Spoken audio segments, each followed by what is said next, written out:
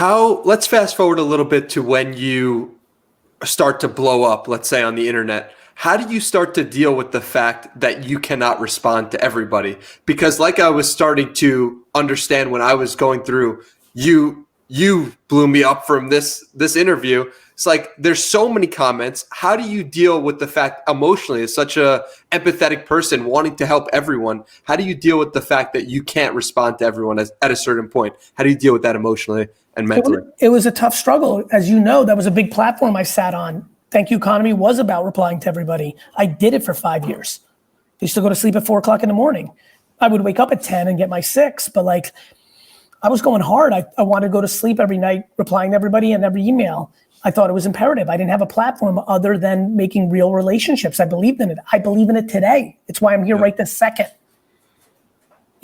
So at some point I knew the math was too much. And for me, it wasn't that I was burning out. And I do think that's what it is for others. And if you feel like you don't like it anymore, you shouldn't.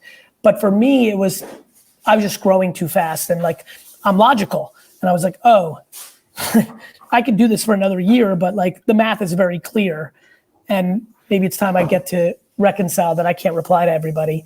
And but I still believe that replying to everybody on Twitter from May 07 to, let's call it, I don't know where in 2011, I kind of stopped doing it. But that was a weird transition to me. It was like my norm. I just thought it's what I did. But I still love responding to people ad hoc and doing things. And I do think what makes social media unique is the conversation element.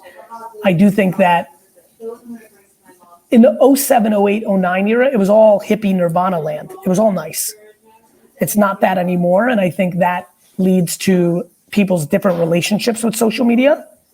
But I get great enjoyment from engaging with communities and, you learn things, right? I reply nicely to one thing from you and next thing I know, I'm like, what's Money Twitter? Money Twitter's in the building, right? Like, and like seeing that whole unearthed community. And I always love seeing, for me, I'll always be attracted to the young bucks. When I see that kind of energy, I'm like, oh, like I have love for that. I'm like, good for that. Like good for people like doing it. Like, you know what I mean? Like as a mid-aged lion now, who was always a young lion, I see a lot of mid-aged and old lions get bitter about young lions, wanting to like shit on them and this and that. And I never understand. I'm like, you were that young lion,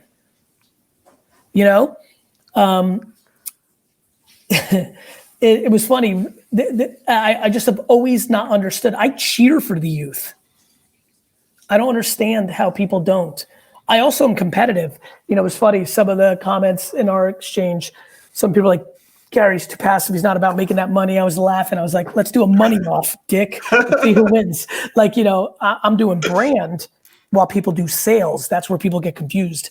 Nike's not out here peddling, but that swoosh is worth a zillion. And I think people, will evolve their thinking and things of that nature. But I also like the competitive spirit. I still am in the prime of my career. So getting down in with the young lions, like I can grind it with the best of them. So I'm about that life, but I'm also about having a well-rounded combo because I don't think most people have the self-esteem that I have. And when they're dealt with adversity, that's when they go into sad places. I also do think that people are flexing too much perception versus reality. I didn't have those issues.